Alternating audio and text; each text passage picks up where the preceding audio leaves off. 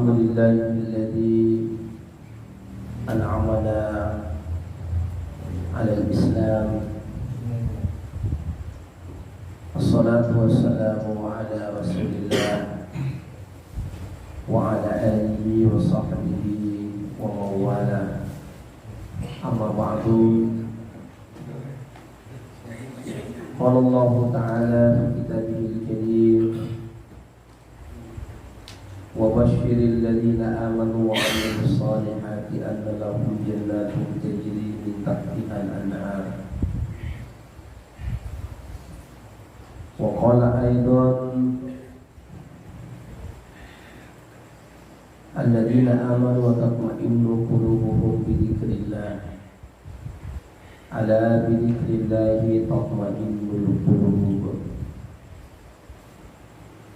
وقال أيضا: وقال النبي صلى الله عليه وسلم: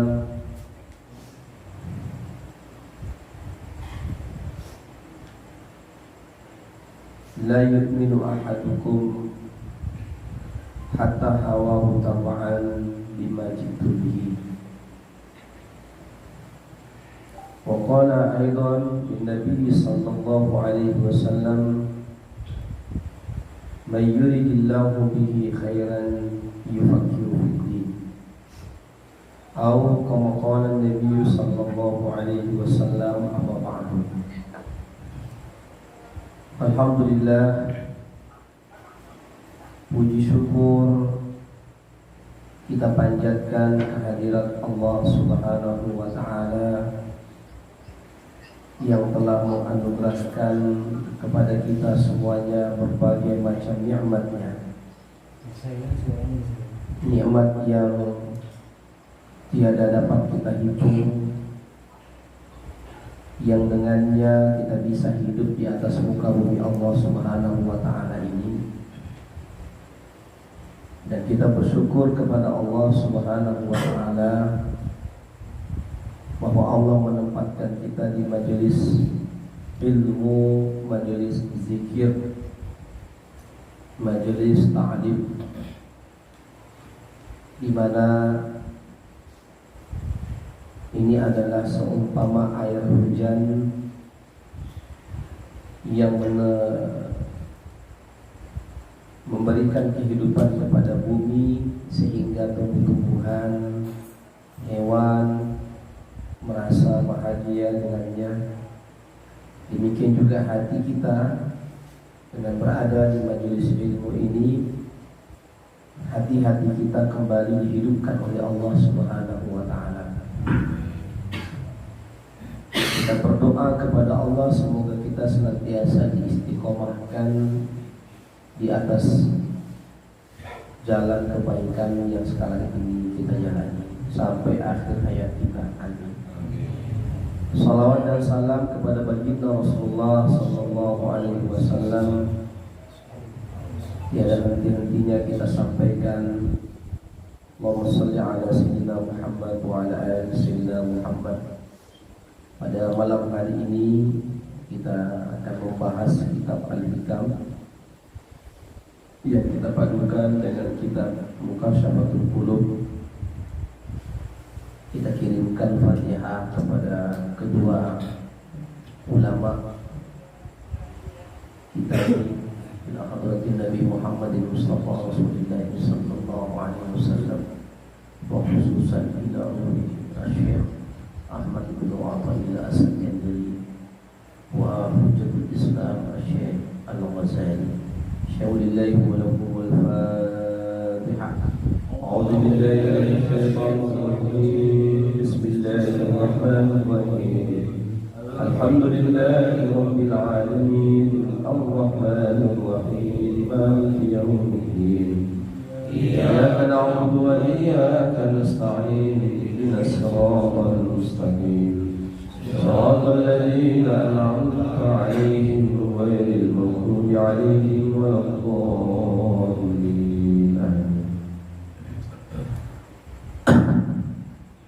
قال الشيخ أحمد بن عطاء السكندري في كتاب Al-Hikam wa nafa'ana bi'ulumihi. Qala al-musannif rahimahullahu ta'ala, ma min nafsin tubdihi illa wa lahu qadrun fika yubdihi. Syekh Ahmad Ibn Athaillah di dalam kitab Al-Hikam ini berkata, ma min nafsin, ya, pada setiap desahan nafas yang ada pada dirimu yang kamu hembuskan, tubdihi illa walahu qadrun fika yubdihi, terdapat takdir Allah yang telah ditetapkan. Jadi artinya pada setiap desahan nafas yang engkau hembuskan, terdapat takdir Allah yang telah ditetapkan Allah Subhanahu wa ta'ala berlaku padamu. Para jamaah sekalian rahimani wa rahimakumullah, kemarin ketika kita suluk, saya mengijazahkan zikir nafas kepada jamaah yang sudah saya ijazahkan sampai. Setiap nafas, kata beliau, ya, yang keluar pada diri kita itu bersamaan juga dengan takdir Allah Subhanahu wa ta'ala, yang di dalamnya terkandung ketaatan, yang di dalamnya terkandung kenikmatan, yang di dalamnya terkandung maksiat, dan juga di dalam terkandung petaka.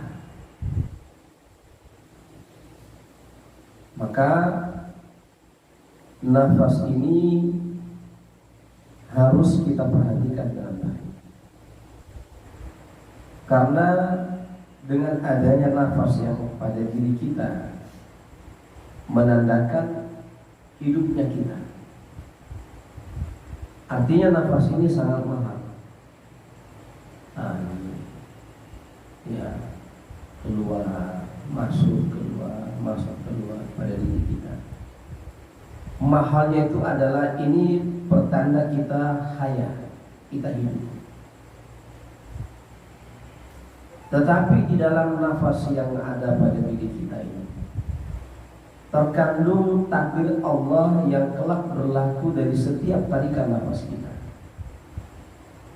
Bisa jadi kita bernafas di dalam ketaatan kepada Allah Subhanahu wa ta'ala.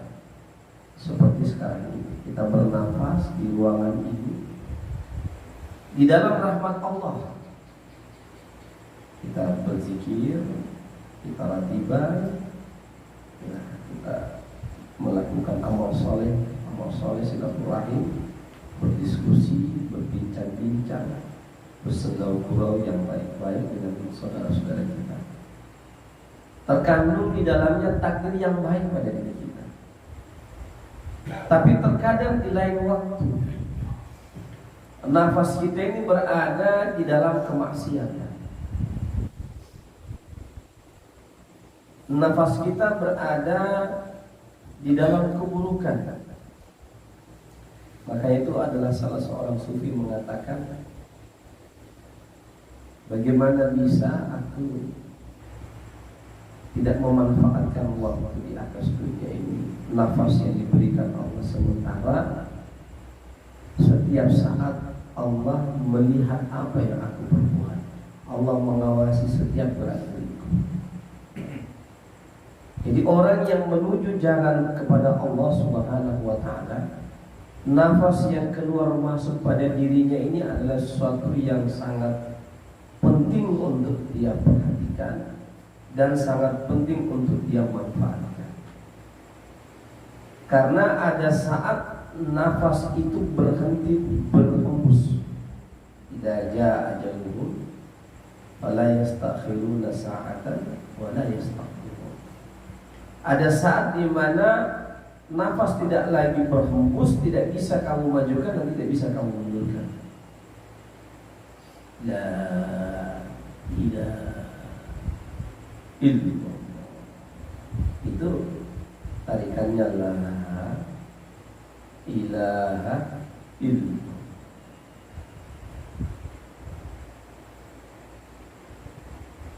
Nafas terakhir illallah. Itu yang kita mau. Makanya cara belajarnya saya ajarkan kemarin. Orang yang sudah sampai ke makam itu, sudah diriyadokan itu, sudah merasakan bagaimana nikmatnya tarikan nafas itu, badan bisa lemes. Ada nggak? Sudah dites, sudah diriyadokan. Saya sudah diriyadokan, sudah merasakan. Ya. Memang badan jadi lemes. Ya. Lemes karena dia berada pada satu situasi kondisi nikmat yang luar biasa bersama dengan Allah Subhanahu wa taala. Itu tidak dibuat-buat. Jadi memang bawaan kesana. Oleh sebab itu, nafas ini ada zikirnya tersendiri. Ya, zikirnya tersendiri. Nanti bab itu khususiyatnya di dalam ya, yang saya sudah ajarkan. Maka oleh sebab itu ya, seorang salik harus senantiasa menjaga nafasnya, ya, menjaga hembusan nafasnya. Kalau bisa seperti Syekh Abdul Qadir Jilani, tarik Allah, keluar Allah. Cuma caranya itu kan, dan ini yang kemarin belum saya sampaikan betul bagaimana metodologinya. Tapi sekarang ketika diamalkan sudah terasa. Maka para jamaah sekalian dirahmati Allah Subhanahu wa taala, karena nafas ini bisa saja kita berada dalam takdir yang buruk dan bisa saja kita berada pada takdir yang baik. Oleh sebab itu kita melihat segera tarikan nafas kita ini. Ya, kita perhatikan dengan baik. Bagaimana orang-orang dahulu memperhatikan nafas mereka sehingga ada yang sekali tarikan nafas karena saking syoknya kepada Allah, ya, isynya, cintanya kepada Allah sampai dia meninggal. Makanya hati-hati ini yang sudah mengawalkan zikir nafas ini. Tiba-tiba sudah, ya, bisa jadi mungkin mati suri, bisa jadi kalau misalnya mati betulan, ya betulan. Tapi meninggalnya kita berada di atas ibadah kepada Allah Subhanahu wa taala. Karena itu bawaan adalah bawaan isyq, bawaan kerinduan yang sangat memuncak kepada Allah Subhanahu wa taala, sampai kemudian tidak merasa lagi melihat pada dirinya, tetapi sudah melihat kepada Allah Subhanahu wa taala. Saya ceritakan satu kisah seorang pemuda yang sangat isyq kepada Allah Subhanahu wa taala, rindu.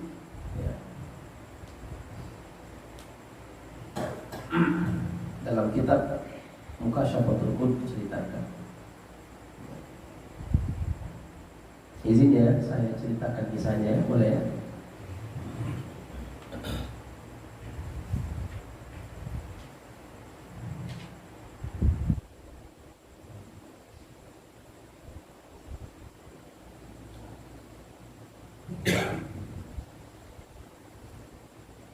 Hikayah, sebuah kisah.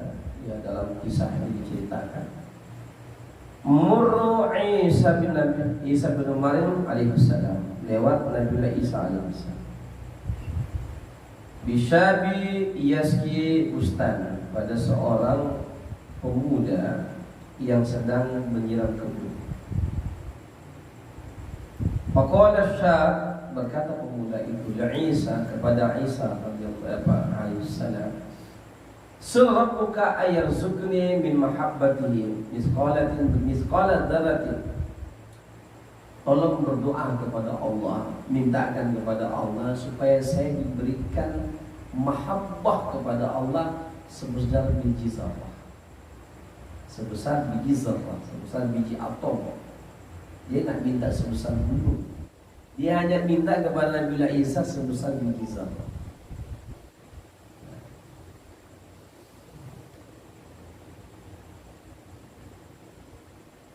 Faqala Isa, kemudian Nabi Isa mengatakan, la tatiqu miqdar dzarrah.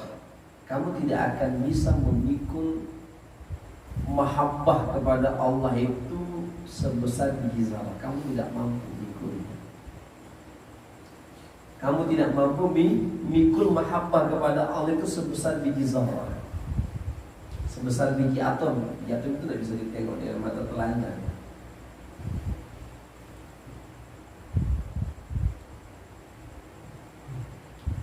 Kemudian dia memaksa kepada Nabi Isa, nisfu zarrah. Kalau begitu saya minta setengah zarrah saja. Faqala Isa, kemudian Isa berdoa kepada Allah, ya Rabb, arziquhu nisfu zarrah min mahabbatika. Fawada Isa alaihi salam, ya Allah, berikanlah kepada pemuda ini mahabbah kepadamu, cinta kepadamu sebesar setengah zarrah. Allah mengabulkan doa Nabi-Nya. Famada Isa alaihissalam, kemudian Nabi Isa kemudian berlalu. Falamma kana ba'da muddah tawilah, ya, disebutkan dalam kisah ini, setelah beberapa waktu kemudian Nabiullah Isa alaihissalam, ya, kembali. Kemudian dia melihat, ya, muru bimuhalli dzalika syaf fasa'alu anhu faqalu jin wa dhahaba ila jabal pada Allah Isa alaihissalam. Dia melihat pemuda itu di antara bebatuan gunung. Dia tidak lagi tinggal di kampung. Menyingkir dia, suluh dia, berkhalwat dia. Dia langsung berkhalwat. Dia langsung tinggalkan dunia. Inilah hebatnya kalau mahabbah itu sudah datang, ya, sudah tak pusing lagi dengan urusan dunia. Ya, memang ada saat seperti itu orang ketika mendapatkan kenikmatan bersama dengan Allah, dia lupa akan dunia. Jangankan dunia, dia bahkan lupa akan dirinya sendiri. Dia lupa makan, dia lupa tidur, kerjanya nangis saja. Melihat apapun dia nangis, melihat sesuatu dia ingat kepada Allah. Apapun yang dia ingat hanya Allah Ta'ala. Ini kalau sudah sampai ke sana, kita alhamdulillah, bersyukurlah kepada Allah, ya. Ini cerita ini ada juga zaman dulu, bukan hanya zaman sekarang. Bahkan di zaman Nabi Isa alaihissalam.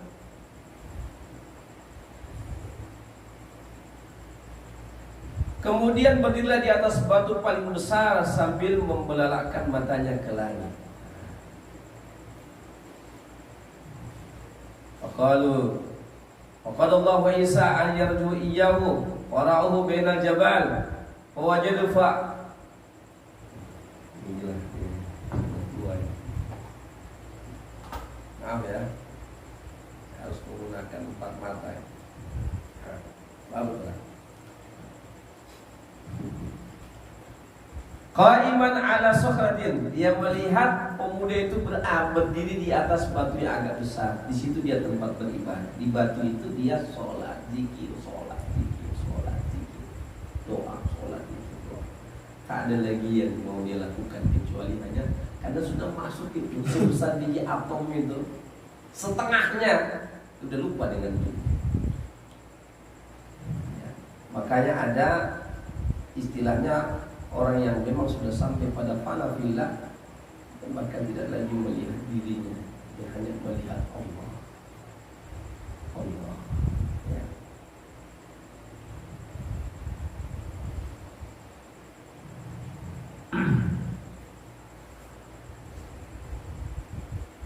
Kemudian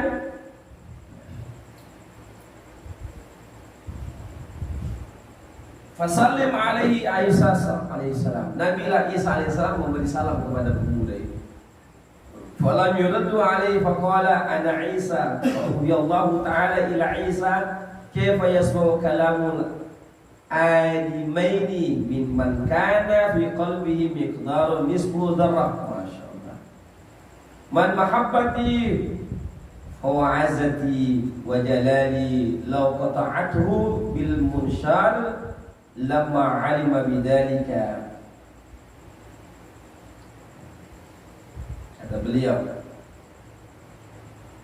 dia memberi salam kepada pemuda itu dan tidak dijawab oleh pemuda itu. Kemudian Nabi mengatakan, aku adalah Isa Nabi Allah. Akhirnya Allah menurunkan wahyu kepada Isa. Apa kata Allah Subhanahu wa ta'ala?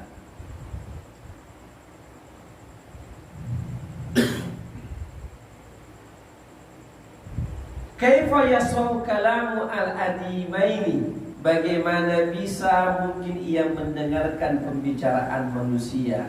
Man kana fi qalbi miqdaru nafsi zarrah. Sementara hatinya ada mahabbah kepadaku sebesar setengah biji zarrah. Ya udah tidak dengar lagi kalam-kalam manusia ini. Ada yang sudah pernah seperti itu? Ada. Di majelis ini sudah pernah ada yang dicerita sama saya. Saya katakan begitulah ketika Allah sudah berikan kepada antum satu zuk nikmat Allah buka ma'rifatnya, kita tidak kenal lagi dunia ini. Maka kita tidak kenal lagi siapa ini kita. Yang kita lihat hanya Allah.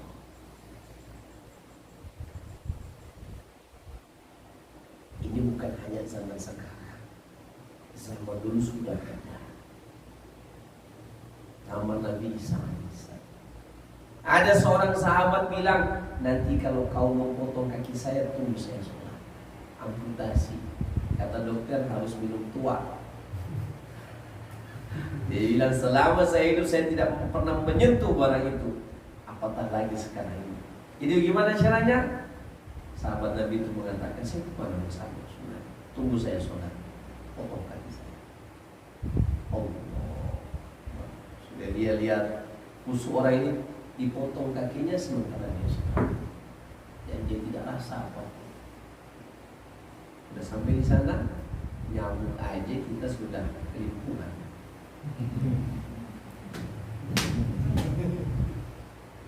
Allahu Akbar. Ingat kerjaan. Ya, tujuan kita itu untuk ini salah satunya menghadirkan qalbu betul-betul fokus kepada Allah.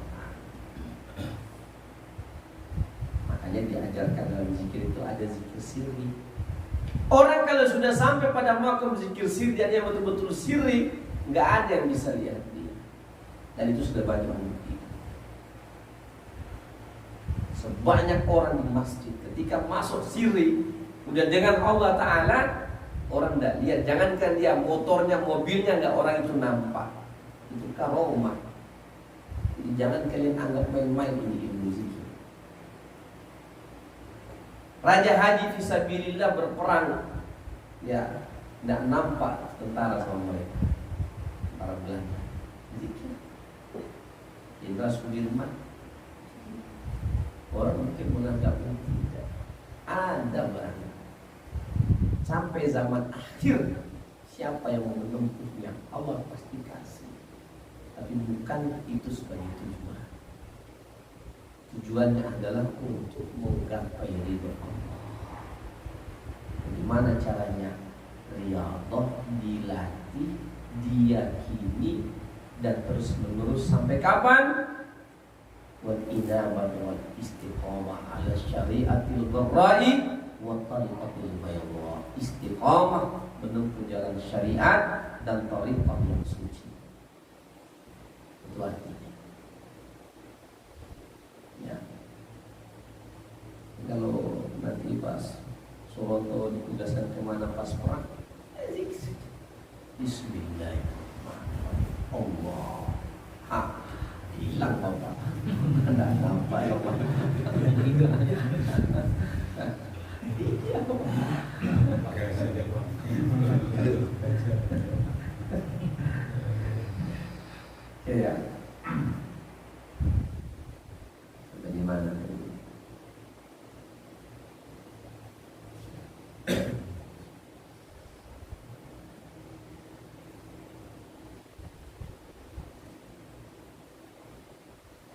Kata Allah Subhanahu wa taala, ini Allah yang berfirman kepada Nabiullah Isa alaihissalam karena keadaan lelaki tersebut. Apa kata Allah? Kaifa yasma'u kalamu adamin, bagaimana bisa dia mendengarkan kalam-kalam percakapan manusia adamin, manusia itu maksudnya man kana fi qalbi miqdaru nisfu zarrah, sementara di hatinya itu ada setengah biji zarrah mahabbah kepadaku, kata Allah, maka dia tinggalkan itu dunia dan dia pergi menyendiri di gunung-gunung. Ibadah, sholat, zikir, ibadah, sholat, zikir. Dia nggak kenal lagi siapa dirinya, yang dia kenal hanya Allah Ta'ala. Makanya kata Nabi SAW, Allah, berzikirlah kepada Allah hatta bagaimana sampai manusia mengira antal majnun, engkau itu gila. Belum sampai gila, Pak. Dan juga harus seperti itu. Tapi banyak orang-orang yang di Mekah. Jadi saya melihat di Mekah ya, saya sholat berjamaah di sana. Di Ka'bah itu banyak saya lihat ahli-ahli ibadah itu tidurnya di masjid. Dia tidak bawa apa-apa ke Mekah, hanya bawa selimut. Dia tidur di masjid. Kita kan di hotel dia tidur di masjid. Kok enak sekali tidurnya, ngorok pula. Dia hanya ambil sarung apa? Ya selimut putihnya itu kan. Ya tidur. Ikut sunnah Nabi kain ihram. Saya mati subhanallah, nikmatnya awalnya. Ya. Jadi subhanallah. Kita ini belum kenal Allah. Saya baru mengkaji tadi itu di sana di Al-Falah, bengong-bengong orang semua. Saya kupas masalah ayatul kauniyah. Saya kupas tentang ayat-ayat kebesaran Allah yang terbentang di alam semesta ini. Kalau semalam saya bahas tentang masalah siapa kamu, dulu kamu tidak ada, sekarang sudah ada, bagaimana ceritanya, kenapa kamu takut? Kamu juga nanti tidak ada lagi. Kamu kan dulu tidak pernah, sekarang sudah ada. Kenapa kamu takut tidak ada? Benar nggak kata saya? Cuma masalahnya kalau tiada nanti, ketiadaan itu kemana? Kalau dulu kamu tiada kemudian ada, dulu tempatmu bagus. Di alam arwah terpelihara oleh Allah, dipelihara, dijaga oleh Allah Ta'ala dengan baik. Ketika di atas dunia kamu sudah wujud seperti sekarang ini, kamu akan kembali kepada ketiadaan. Jangan-jangan kamu nanti disijin, bukan diilihin lagi tempatmu. Nah, ini sekarang ini yang menentukan.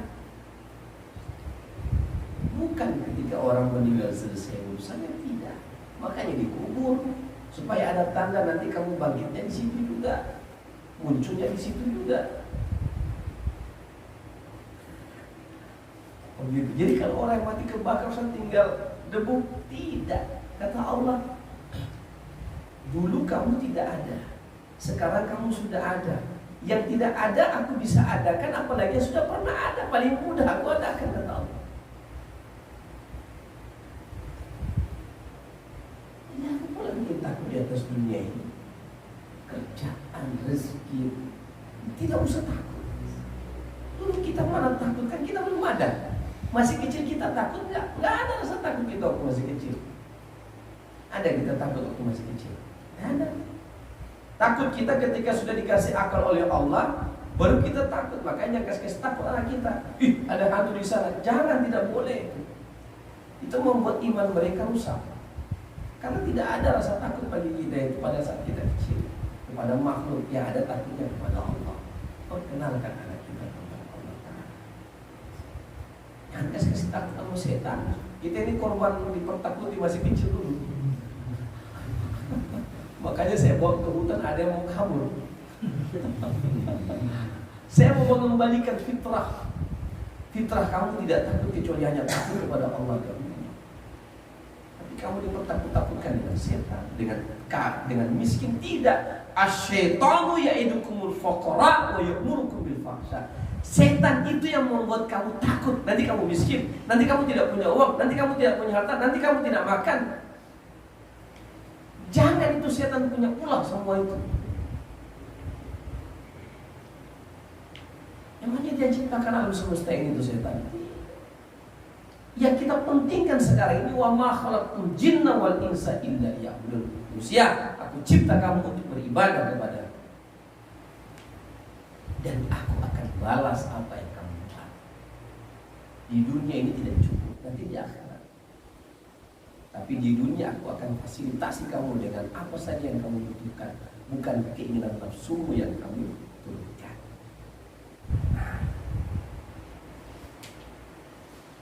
Sekarang sudah buka-buka sedikit lagi kan, agak dikencang-kencangkan lagi. Ya.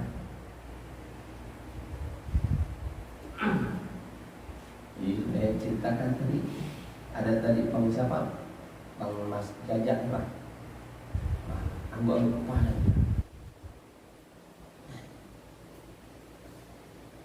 Pak, ini alam semesta ini terbentang Pak, luas betul di dunia ini. Apa alam semesta ini? Langit dan bumi luas sekali. Kita hanya kecil saja. Mudah bagi Allah. Ya. Jangankan membolak-balikan keadaan, kita membolak-balikan siang malam. Inna fi khalqis samawati wal ikhtilafil laili wan nahar. Dan berbolak-baliknya siang dan malam mudah bagi Allah. Apalagi membolak-balikan keadaanmu kecil bagi Allah. Cuma kamu yakin apa tidak akan aku? Di mana imanmu kepadaku wahai hamba? Dan aku. Ya, orang sudah mengenal Allah tidak akan dia tahu. Makanya inna awliya Allah la khaufun 'alaihim wa la hum yahzanun. Orang-orang yang sudah mengenal Allah, menjadi kekasih Allah dan Allah menjadi kekasihnya, dan dia menjadi kekasih Allah, la khaufun 'alaihim wa la hum yahzanun. Dalam hidupnya tidak ada kamus takut dan tidak ada kamus bersedih. Kita udah bahas kemarin. Kita minta kepada Allah itu bagi seorang yang sudah berada di atas jalan peribadatan kepada Allah, ketika dia meminta kepada Allah itu seolah-olah dia tidak mengenal Allah. Kan udah saya bahas kemarin. Itu kata beliau, kata Al-Hikam. Tapi syariatnya kita minta. Cuman ketika kita mau minta kepada Allah, itu sudah mulai dalam hati kita merasa malu. Malu rasanya. Engkau udah tanggung semuanya kehidupanku. Apa lagi yang kau minta? Istriku sudah kau tanggung makannya, hidupnya, kau pelihara dia. Saya sampaikan dulu tadi di majelis, tidak ada yang Allah ciptakan di alam semesta ini, termasuk kita, yang tidak dipelihara oleh Allah, yang tidak dijaga sama Allah. Pasti Allah pelihara. Kalau di situ saat saya bilang, siapa yang pelihara jantungmu? Bisa enggak kamu pelihara sendiri? Ngomong jamaah. Iya.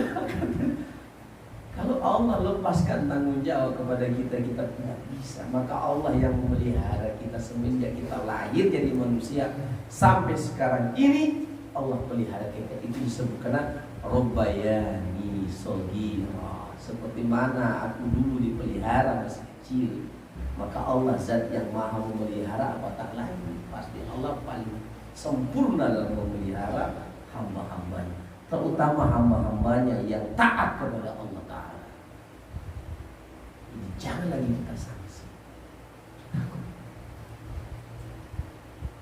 Ya, syaitan ya itu. Syaitan yang buat kita pesimis. Jangan. Jalan hidup itu sudah. Seorang yang dekat dengan Allah itu Allah udah kasih kisi-kisi.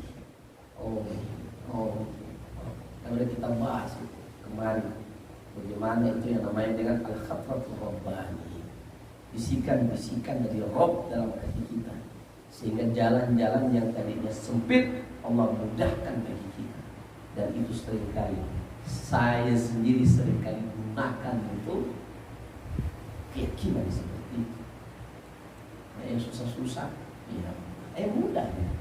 Pelik-pelik, ya Allah, zikir saja, Allah, membaca dalam hati, mudah. Barusan Bang Agus bilang, waduh, orang-orang susah Ustaz, kok saya mudah sih bilang. Siapa yang memudahkan urusan kamu? muslimin, terutama urusan dakwah ilallah, Allah akan mudahkan urusan. Itu janji Allah dalam hadis Nabi sallallahu alaihi wasallam. Ya. Dari mana dulu? Kata Allah sendiri menyambungkan.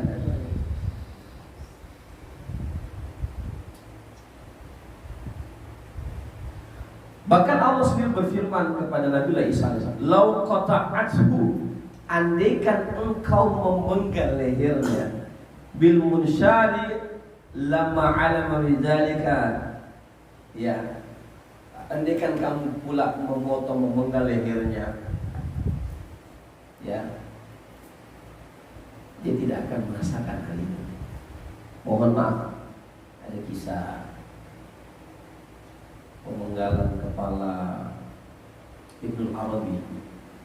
Beliau salah seorang yang membuat sebuah statement wahdatul wujud, menunggalnya Tuhan dengan anak. Makanya saya katakan memang ini ilmu harus berhati-hati.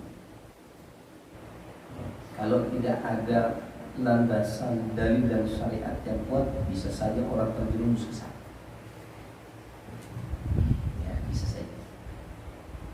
Ya, makanya perlu dibimbing. Sehingga bisa jadi orang yang sudah merasa menyatu dengan Rabb, dia nanti mengira dia juga Tuhan.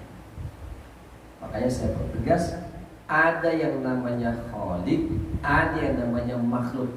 Khalik hanya satu, selebihnya makhluk, baik zahiran wa batinan. Jangan mengklaim kita sudah menjadi Rabb, bahaya. Ya.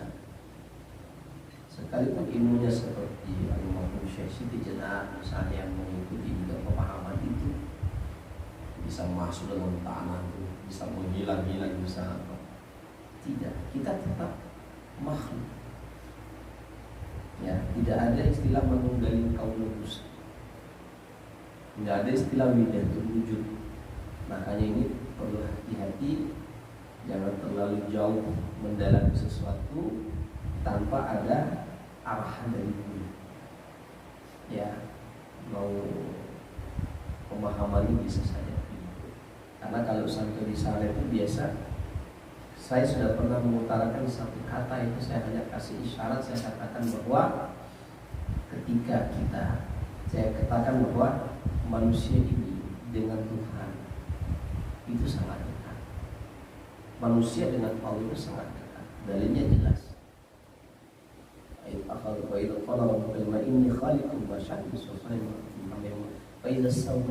Ketika dan setelahnya aku sempurnakan penciptaan raga Nabiullah Adam, aku tiupkan ruh ke dalam jasad.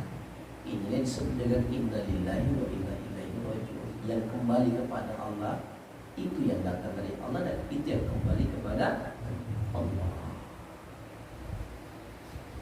Maka itu yang membuat manusia ini mulia dari makhluk-makhluk Allah yang lain, karena langsung Allah. Kalau malaikat hanya dari nur cahaya, jin, syaitan, iblis dan nar api, kalau ini langsung dari Allah. Wa nafakhtu fihi min ruhi. Karena ruh itu datangnya dari Allah langsung kepada Nabiullah Adam alaihissalam dan kepada kita semuanya.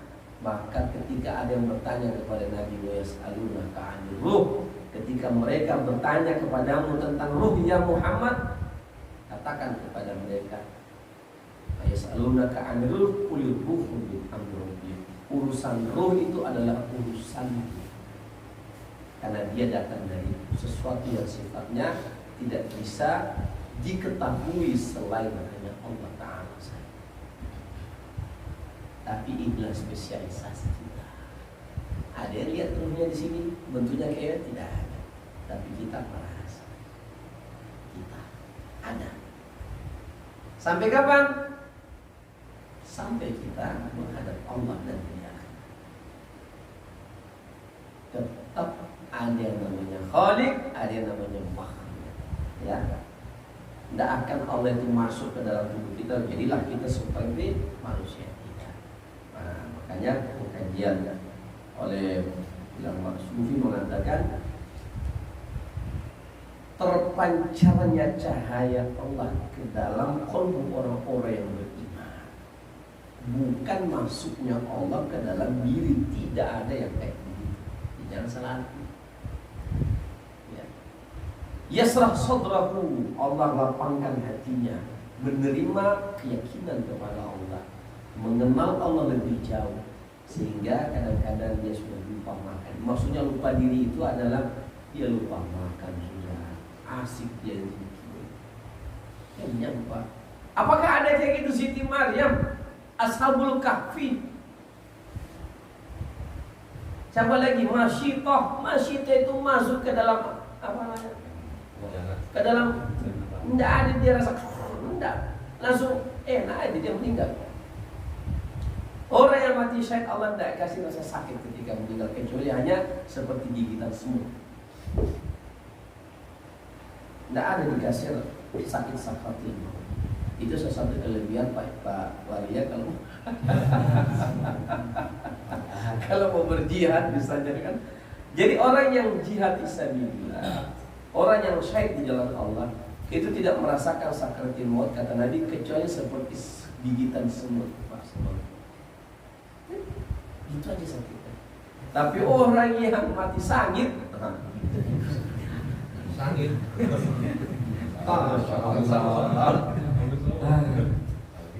kalau orang kita tengok diiris itu, dikuliti itu kambing hidup-hidup, bagaimana dia rasakan sakit, lebih daripada itu lagi sakit. Dicabutnya nyawa dari dalam.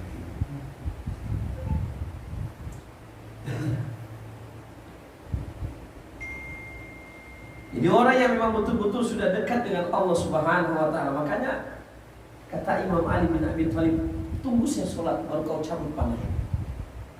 Dia sholat, baru dia cabut itu panah, tidak rasa apa-apa dia. Belum sampai kita pula di situ. Dia coba-coba. Tapi kalau memang sudah sampai kenikmatan dalam ibadah, artinya apa? Di dalam ibadah itu Allah berikan kenikmatan. Allah berikan kenikmatan dalam ibadah. Masa hanya bersenggama aja orang Allah berikan kenikmatan? Tidaklah logis orang yang beribadah Allah tidak berikan kenikmatan. Contoh, antum datang semua ke sini, jauh-jauh tuh Bang Cecep walaupun dia ngantuk sambil duduk saja. Jauh ke sini. Kenapa bisa? Karena dia Allah kasih nikmat qalb, nikmat dalam qalbunya. Akan lebih nikmat lagi daripada berhubungan suami istri. Dia berkekalan nikmatnya dalam qalbu itu, orang yang senantiasa zikir berkekalan. Nah, itu kan hanya sesaat sih, lepas itu hilang. Kalau mau lanjutkan tunggu berapa saat? Para jamaah sekalian rahimani wa rahimakumullah, saya menghabiskan sedikit kajian ini.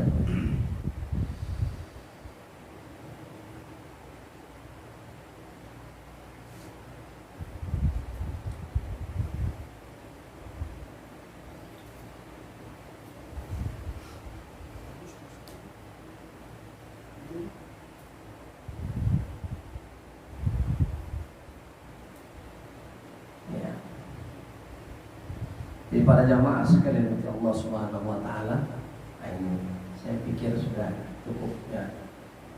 Nanti kalau saya kajian terakhir ini tidak apa-apa ya, saya sampaikan ya, jadi bahan kita. Man ad'a salasatu wa lam yatatahhar min salasatin fa huwa maghrurun. Awwaluha man ad'a halawatu zikrullah wa huwa yuhibbu dunya, wa thaniha man ada'a mahabbatul ikhlas fil amal wa yuhibbu ta'zimin nas lahu, wa thalithuha man ada'a mahabbatu khaliquhu min ghairi isqati nafsihi. Nabi sallallahu alaihi wasallam bersabda, bukan Nabi sallallahu alaihi wasallam, Kata beliau dalam kitab ini, barang siapa yang menyatakan 3 hal sementara ia tidak bersih dari 3 hal lainnya, maka ia tertipu. Apa kata beliau? Awaluha man ada'a halawatu dzikrullah wa huwa yuhibbud dunya. Barang siapa yang mengaku merasa mendapatkan manisnya zikir kepada Allah sementara dalam hatinya masih sangat mencintai dunia, itu dia tertipu. Yang kedua, wasaniha man ada'a mahabbatul ikhlas fil amal wa yuhibbu ta'zimin nas. Yang kedua, siapa yang mengatakan dia ikhlas dalam beramal tetapi dia masih menginginkan pengagungan, pujian-pujian manusia, itu dia bohong, dia tertipu. Ikhlasnya tertipu. Dan yang ketiga, wasalisuha man ada mahabbata khaliq. Siapa yang mengatakan dirinya cinta kepada Khaliq, cinta kepada Allah, min ghairi isqati nafsihi, ya. Sementara dia tidak mau berkorban untuk Allah Subhanahu wa taala, dia bohong.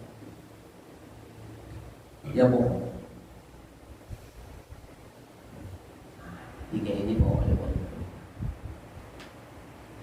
Jadi kalau begitu Ustaz, dengan dunia ini ambil aja dapat, tapi jangan kehidupanmu kamu totalitaskan sampai kamu betul-betul cinta dengan dunia ini.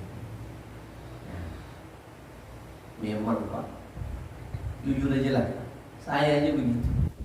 Kalau sudah terlalu sibuk dengan dunia, tidak akan saya rasakan lezatnya zikir. Jauh sekali.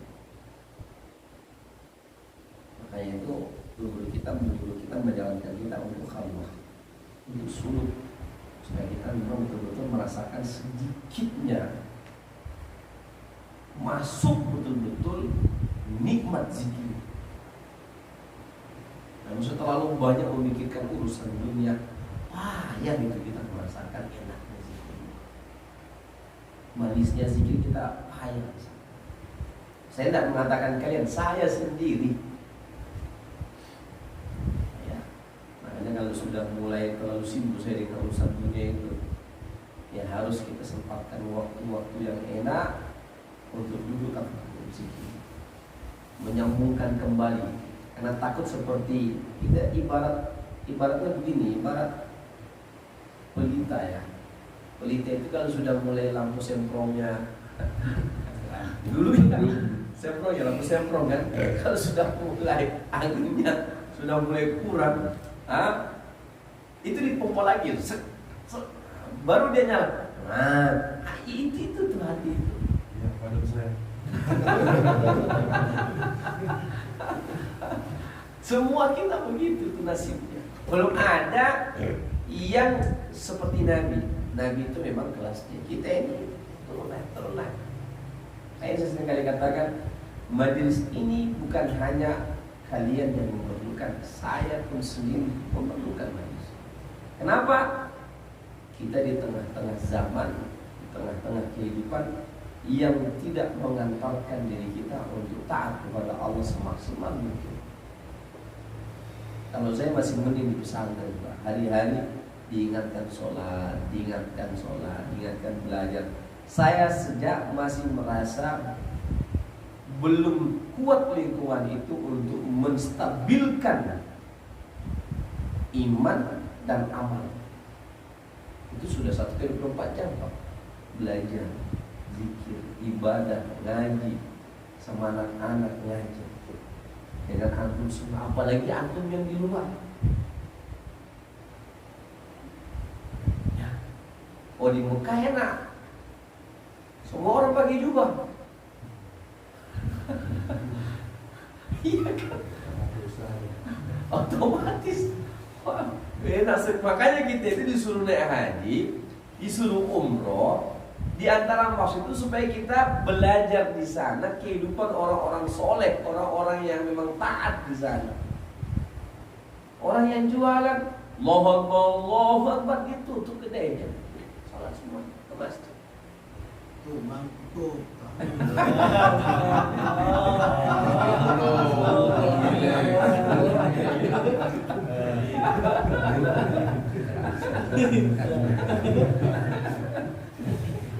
Bahkan ada itu tentang pengumuman ya, mobil itu hayya sholat ayuhan mu'minun, hayya sholat, hayya sholat, hayya 'alal falah. Ayo sholat, kalau kamu sholat kamu akan menang. Saya melihat orang-orang Arab itu tidak ada pekerja-pekerja keras kayak kita. Hidupnya santai. Kok kayak orang ini? Masya Allah. Saya bilang subhanallah. Belum lagi setelah setiap sholat maghrib itu sudah berhalakoh itu syekh-syekh ngajar. Apa tidak hidup imannya orang-orang itu? Pada subuh, pada maghrib, pada isya. Saya bilang, ya mau Allah jaga ini Mekah Madinah. Kita belajar di sana bagaimana kehidupan orang-orang saleh. Makanya orang-orang mulai dari umrah itu perasaan ibadah di sana itu masih ke bawah itu sampai 1 bulan itu belum hilang. Karena memang keadaan lingkungan yang sangat kondusif. Kita tengok perempuan itu pakai cadar, dan tidak pakai cadar orang Indonesia lah, orang India dan orang Pakistan. Jadi memang sangat unik. Ya, bi'ahnya lingkungan itu sangat unik. Makanya Allah katakan wat-tini waz-zaitun wa turi sinina wa hadzal baladil amin. Wat-tin demi watin Allah bersumpah. Waz-zaitun demi buah zaitun kata Allah. Wa turi sinin dan demi bukit Tursina. Wa hadzal baladil amin dan demi 2 wilayah yang aman dan sejahtera. Masya Allah jaga. Kita butuh ini untuk Allah jaga kamu kita. Ya. Paling minimal ketika azan berlangsung berkumandang misalnya, Pak Waria lagi goreng-goreng bakso misalnya, lewat Bang Mukri pakai sarung ke masjid itu, Bang Mukri sudah kemas, Bang Mikro sudah kemas lah, ada enak lah. Jadi dorongan itu yang Allah berikan untuk kita saling kuat menguatkan. Ya. Sama dengan tadi lagi sholawatan tiba-tiba terputus dalam hati saya.